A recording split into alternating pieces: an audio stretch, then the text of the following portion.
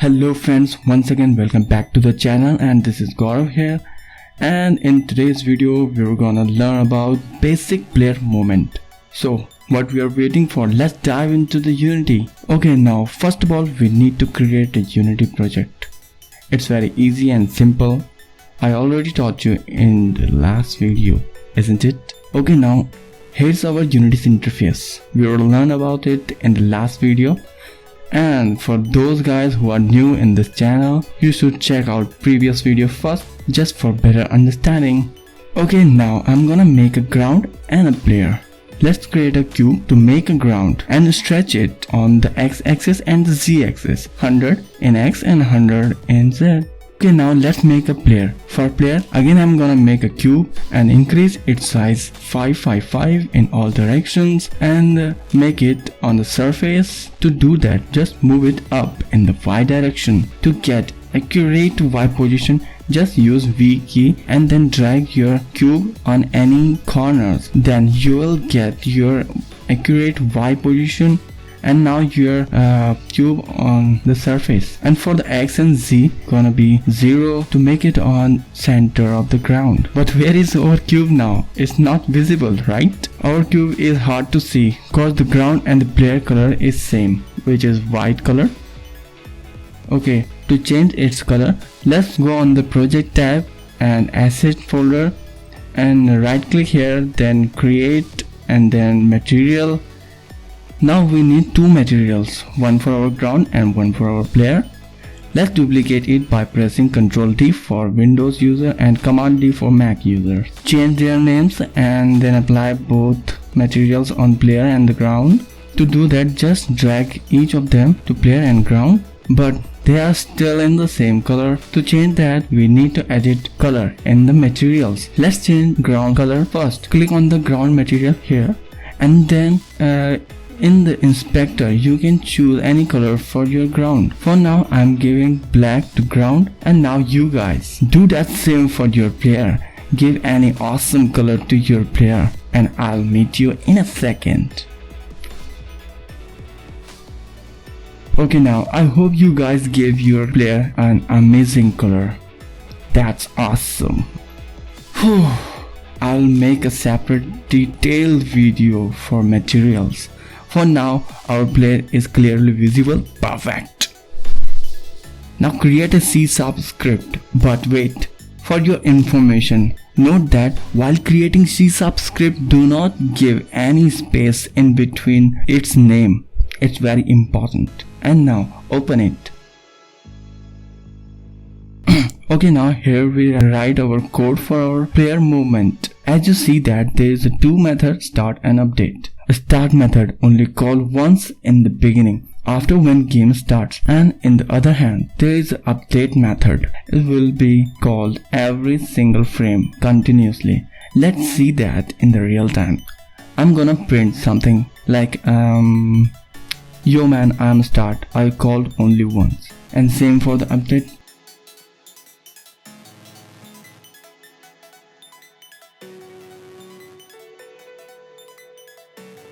They called me in every single frame. Well, okay.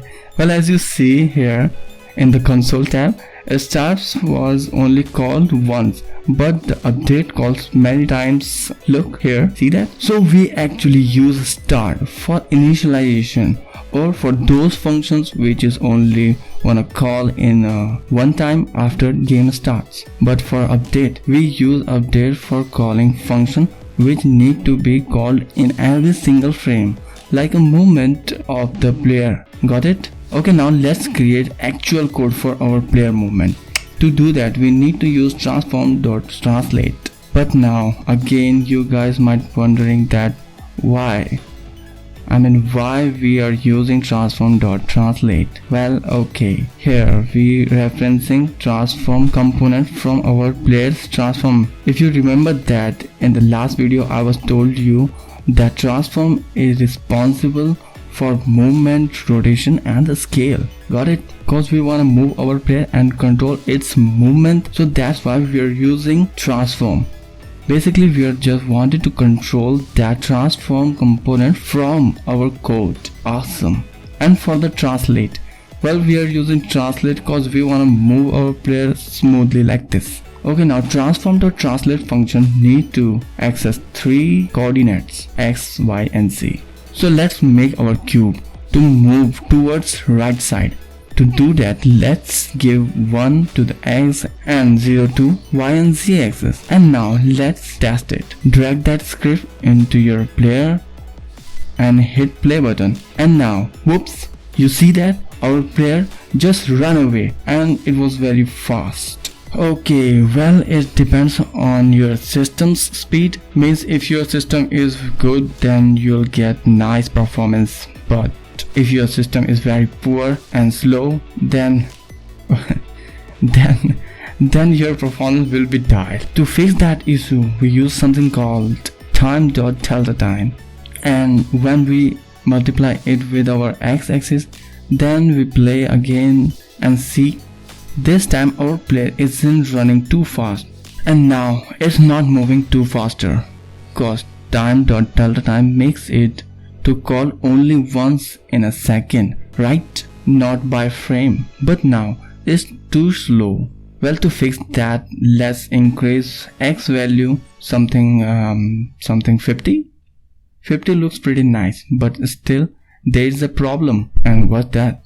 Well, we don't want to go to the script again and again to tweak its performance and values.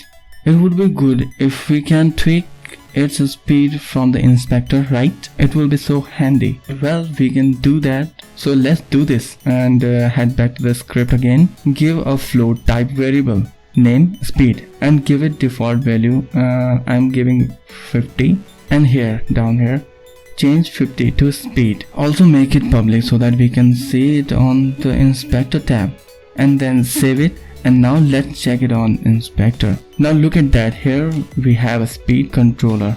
Cool.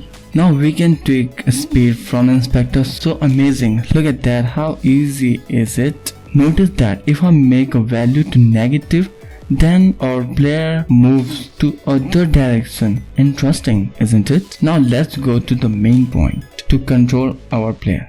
Okay, to control it, let's head back to the script again, and here in the update we're gonna use input.getAccess. Okay, now let me clear it.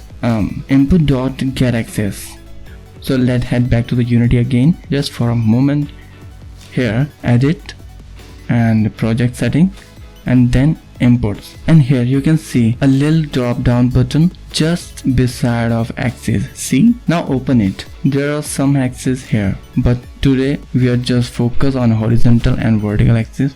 Okay, look at horizontal. There are bunch of buttons here, but also in this input section you can assign any key which you wanna prefer to use for player's horizontal movement. Okay, but for now leave it as it is. As you can see there's a button like A and D, left and right arrow keys. These are the keys which controls horizontal movement, and as same here in the vertical movement, S and W, up and down arrow keys.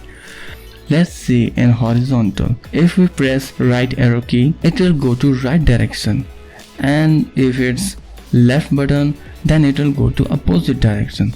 If you press right arrow key, it will return a value which is in positive 1, and same in opposite. If you press left arrow key, then it will return a negative value in -1, means it will vary in between 1 and -1. That's why our player was moving opposite direction when we make its x value in negative. Got it? Remember? So that's the reason why we are using input.getAccess. Clear? Okay, now let's check it on console. Print input.getAccess and horizontal, but keep it in mind that names should be same, no mistakes, otherwise it will give error. To avoid mistakes and errors, let's copy its name here and paste it here and comment that line and save it. Okay, now let's check it. See that there is a 0 in console tab. When you press right arrow key, look at that, it's going to +1, and when you press left arrow key, see that it's going to negative value. it means it varies in between -1 and +1. I mean +1 and -1. Now let's paste it down here and multiply it with speed and time.delta like this, and same for the z-axis. Save it and head back to the Unity, hit play. Whoops, something weird happening here. Let's go back to the script again. Okay, again and see what's wrong with it. Okay, well that's a problem. We didn't change the name for vertical axis. To change it, well it's same right here, vertical, just vertical. You need to write here vertical, but to avoid mistakes you need to copy it again like I was told you in few minutes ago. Do that same for the vertical axis, and I will also do that same. And now I think it's fine. Save it. Now you can see that we can control our player, but it's very slow. Let's increase its speed value from inspector tab.